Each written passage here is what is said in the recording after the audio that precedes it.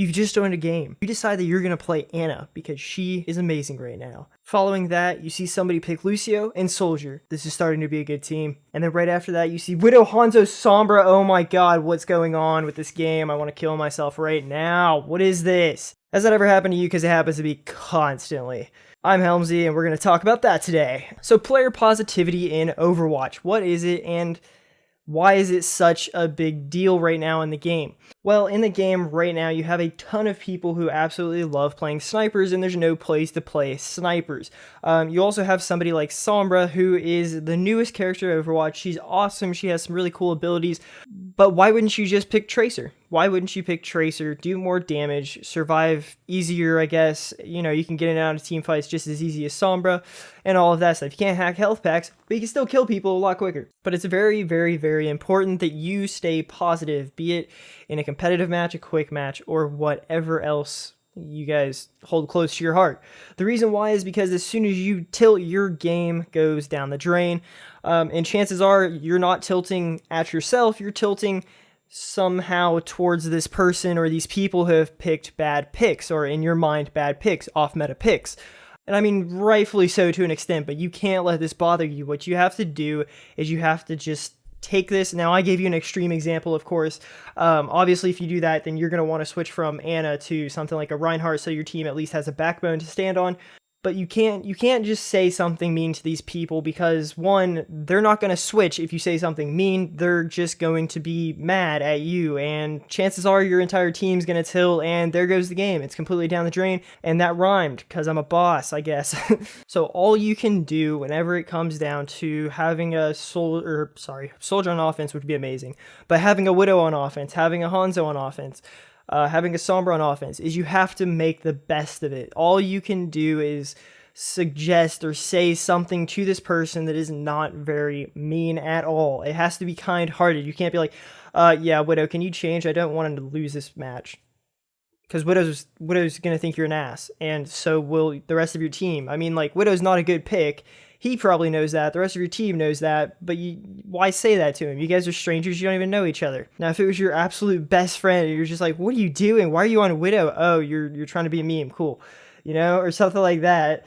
That would be a lot more acceptable than meeting a complete stranger and be like, dude, your favorite thing, yeah, in this game, it sucks ass. Switch off of it now. Like, not even please, now. You have to be a lot better than that. You know, you can suggest, like, if Genji doesn't work on defense, maybe you could pick up a Soldier, something like that. You know, would that be acceptable? And then if they don't reply, so be it. You know, I mean, like, you try, but you can't get down on them, and you can't get down on yourself, and you can't say anything like this, because the chance, like if you say one of these negative things, the chance that you're gonna lose the game isn't necessarily because of this Genji on defense, which Genji can be a beast on defense, but Widow on attack. You know, it's not gonna be because of that person. It's gonna be because your team's tilted. It's because everyone's tilted because of what you just said. You have to stay positive. If you stay positive, you're more likely to win a game, even with a bad pick, than if you go negative with all good picks. You know, it's a psychological thing. You play better when you're happy, not necessarily happy, but if you're optimistic. You have to remain optimistic, and you'll do good things. Also, one thing to point out, there's no meta until you get to very high rank. The meta is built around masters and grandmasters. You'll see it a lot in upper diamond also, but other than that, you don't need to play anything in the meta unless you're very good at something in the meta.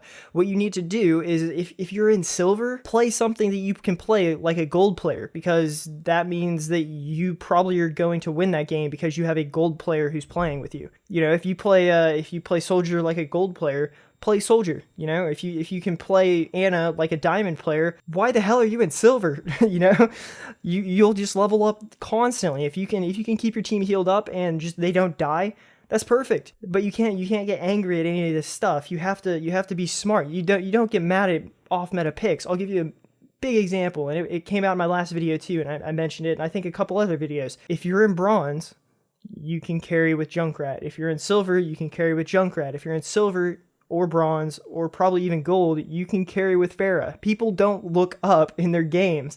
And I mean, like, people don't pay attention to these projectiles coming in from Junkrat. Plus, Junkrat does a ton of damage. People don't pay attention to this. What they do pay attention to, or what Grandmasters pay attention to, is they'll pay attention to that Junkrat spam, and they'll see the Pharah, and they'll say, okay, Soldier, kill Pharah, because chances are they're all going to be on comms, but on these lower meta, or these lower ranks, there is no meta because people aren't on comms. People don't necessarily know how to counter people, and even if people know that Soldier or McCree or a sniper, I guess, can counter the Pharah, what's the chance that they're going to be able to hit you? I played a game yesterday. Actually, I think it was a couple of days ago, where I had a Widow on attack, and she couldn't kill the enemy Pharah. Couldn't kill her. Shot at her the entire game. Couldn't kill her. I don't know why, but she couldn't do it. And that's pretty rough right there. But you can't get mad at these people for playing off-meta heroes. Yes, Pharah's off meta. Yes, Junkrat's off meta. Yes, pretty much everything but those starting 6 people, are off meta. But those 3 tanks, Ryan, Zarya, Roadhog, Soldier, Ana, Lucio. There's your team. That's meta right now. Those are your 6 people who are really, really good. And they are extremely good characters. And I mean, like, if you are really good with them, play them. But if you're really good at Mei, play Mei. It's not that big of a deal, If you're really good at Widowmaker, I saw a Widowmaker the other day who did like 50-something kills in a game. It was insane. It was the best thing I've ever seen in Overwatch. It was amazing, because I can't do it. I'm not that good at Widowmaker. But the other thing is, like, say you do have somebody on your team who's a shit pick, somebody on your team who's like, yeah, that's not really good. She's way out of the meta, like Widow, of course, and I was watching Stylosa the other day, and he used this example. And he said, he was talking about how, like, if the Widow does something good and gets 2 picks or something like that, you praise the Widow. You don't ignore it. You don't let it go unseen. You praise the Widow. Whether you're the person that's mad at the Widow, whether you're the person that asked the Widow to change or not, you have to say that. You don't have to, I guess, but it's good to say that, because that Widow will feel good. That Widow will want to play Widow more. And I mean, like, if he gets 2 kills, why the hell not? I mean, that's 2 picks. That's an easy 20 yards with the cart, assuming that the rest of your team can clean up. That's an easy point capture on Hanamura. A point right there, done. You're on B point now. Same thing, B point, she gets 2 picks, your team goes in there and cleans house. Easy as that. Game over. You guys win. You have to stay positive, and you have to know that the meta doesn't matter yet. The meta doesn't matter. And you have to just praise your team. Just be a good person, I guess, is what I'm trying to say. Be all around good in the game. Don't get tilted. Be good, And I mean, like, if you are good, that is huge in the game, because a lot of people get tilted super easily. If you hold together as a team and you can get picks on the other team, you will be in a very good spot, because chances are they won't have somebody who's holding their team together. They won't have people who are positive. They'll have people who are negative. Like me sometime. I hate on Widowmakers quite a bit, so even though they can be very, very good, but they'll have someone that'll tear their team down, they'll have someone that'll hate on their team, and then their team has no chance. You guys will come in, clean house, boom, GG, right there, you guys win. Easy SR right there. But it's all based around staying positive. That and talking always helps. Talking in games. Like, I have a friend of mine who plays Overwatch competitive, and he doesn't want to talk. He doesn't want to talk. Like, I understand that you don't want to talk. That's fine. But he does have a microphone, because he'll talk with us and everything like that. He just doesn't want to. He doesn't want to talk. That's fine. You don't have to talk. Just go into the chat room so that you can listen. So that you can listen to people, and then if you absolutely have to say something, say it. Or if you still don't want to say it, type it. But just like the more coordination, and the more, like, if you make the chat room that you're in, that 6-man chat group, if you make that good, if you make that a pleasant place, then chances are a lot more people will be responsive, and a lot more people will enjoy playing the game.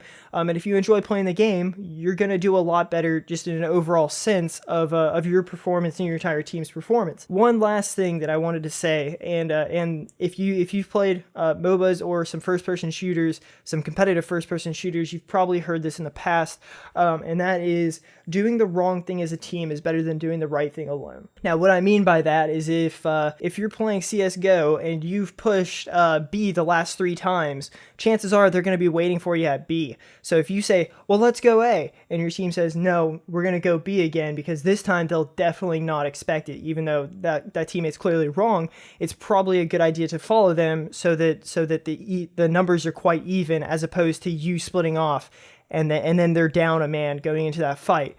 Same concept for Overwatch. Do the wrong thing together as opposed to the right thing alone. Because, I mean, unless you're a DPS, chances are if you're alone, you're just going to die in the game, because that's how Overwatch is built. Overwatch is built so that the DPS, the flankers, have the absolute most independence in the entire game.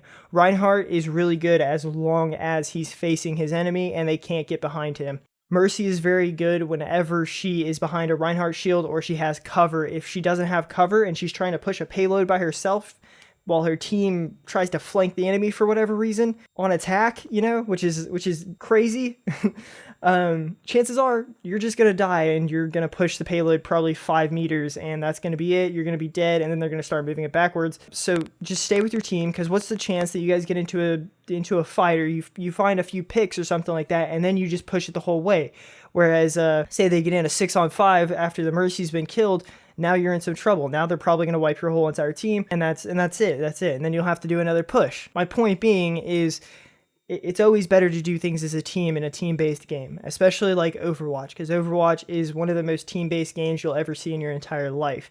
You can carry games in Overwatch, but if you work as a team, people aren't going to have very much luck carrying against you. So anyway, that's my thoughts on positivity in Overwatch and kind of how to handle things. I hope you learned something. I hope it was everything you hoped it would be. And if it was, subscribe, leave a like, and let me know what you guys thought about the video. Do you disagree with me about any of these points that I've made? What are your thoughts? Let me know in the comments. My name is Helmsy. I'm glad that I had the pleasure of you guys joining me today. And until next time, I'll see you later. Peace.